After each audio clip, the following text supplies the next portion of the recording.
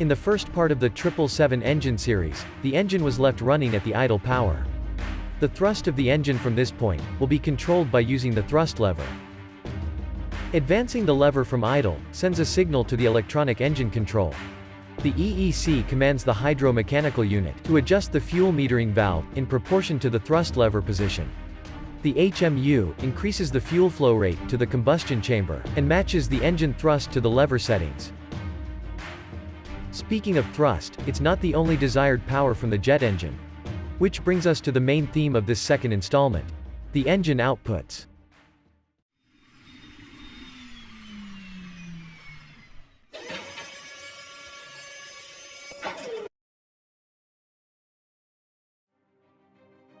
The engine provides three important power for the operation of the aircraft systems. First, let's look at the electrical power. 777 has two main electrical buses that distributes power to all the other buses. The APU generator has been supplying to both the main buses. At any given time, the aircraft should have two power sources, or else the electrical load management system gives priority to the essential loads of the aircraft, and sheds power to the non-essential loads such as galley equipments and passenger entertainment systems.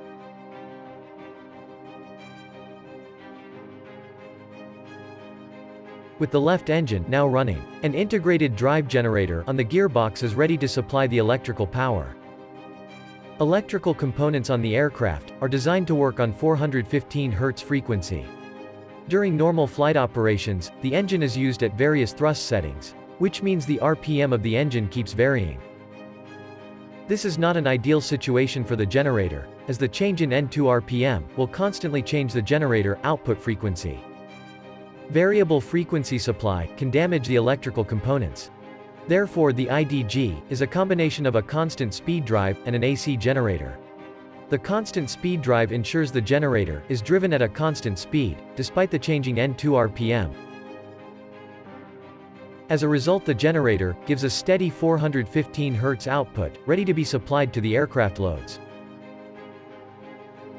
Ensure the IDG breaker switch is on, and the IDG will automatically supply power to the left buses, and the APU generator supplies only to the right buses. The load management system, now with two sources of power, stops shedding the non-essential loads. The galley equipments and entertainment systems are now available for use. In case the IDG malfunctions due to excessive heating, a drive light illuminates on the disconnect switch. Using the switch mechanically decouples the IDG from the gearbox, and prevents further damage.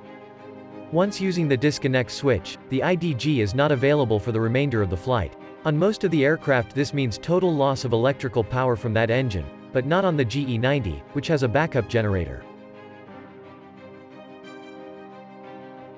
The backup generator does not have a constant speed drive, therefore its output frequency varies with N2 RPM, and cannot be fed directly to the electrical components. The output is first sent to a converter, which changes the variable frequency to a constant 415 Hz, and supplies it only to the essential loads of the aircraft.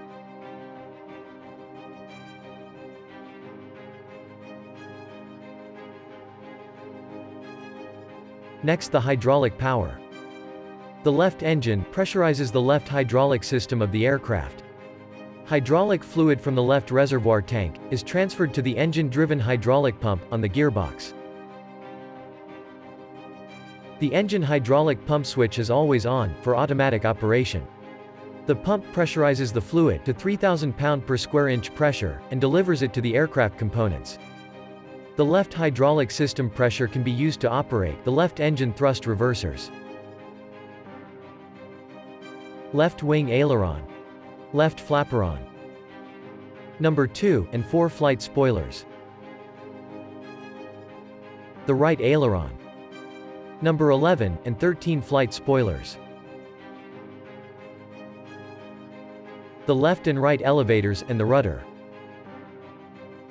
The rest of the components are powered by the center and right hydraulic systems. The last engine output, the pneumatic power. The engine bleed air is controlled by an aircraft computer called the Air Supply Cabin Pressure Controller. Before taking the engine bleed for aircraft systems, the ASCPC computer ensures there is no line pressure in the pneumatic ducts. Therefore it commands the APU bleed valve to close. APU bleed was used for starting the engine and is no longer required. The ASCPC computer controls the engine bleed with the help of two electro-pneumatic controllers.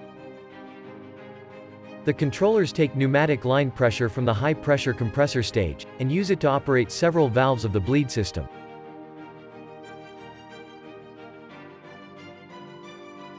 The bleed air from the engine is taken from the high-pressure compressor's fourth stage. The fourth stage air, also known as intermediate stage pressure, reaches the pressure-regulating valve. Just like electrical and hydraulic switches, the engine bleed switch is always kept on for automatic operation. The controller opens the valve, and the bleed air is sent to the aircraft distribution ducts. In order to meet the demands of all aircraft pneumatic loads, the distribution duct must have 40 pound per square inch gauge pressure. If the pressure of the bleed is insufficient, then the controller commands the high-pressure shut-off valve to open, and the bleed from the ninth stage of the high-pressure compressor gets added. Using the engine's high stage pressure also means a significant rise in the temperature and can damage the aircraft's distribution systems. Therefore, the controller directs the fan air valve to open. Engine bypass airflow passes through a duct that connects to the pre-cooler. The pre-cooler is an air-to-air heat exchanger that reduces the bleed air temperature. The distribution ducts transfer the engine bleed air to the air conditioning packs. Hydraulic reservoir pressurization. For opposite engine starting. Wing anti-icing. Air-driven hydraulic pump operation. Aft and bulk cargo heating. For APU starting. The APU on the 777, along with electric, also has a pneumatic starting option. The engine anti-icing system does not use the aircraft pneumatic supply, as it is self-contained within the engine. The engine anti-ice switch is kept in auto position for automatic operation. When the aircraft encounters a bad weather condition, ice formation on the leading edge of the engine inlet cowl can be fatal. To prevent this, icing is sensed by the ice detector probe. The detector informs the engine anti-ice computer of an icing condition. The computer now sends a signal to the anti-ice controller.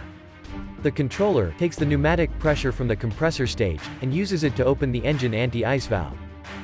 The bleed air from the seventh stage of the high-pressure compressor travels to the inlet cowl of the engine. Hot air circulation to the leading edge prevents any possible ice formation.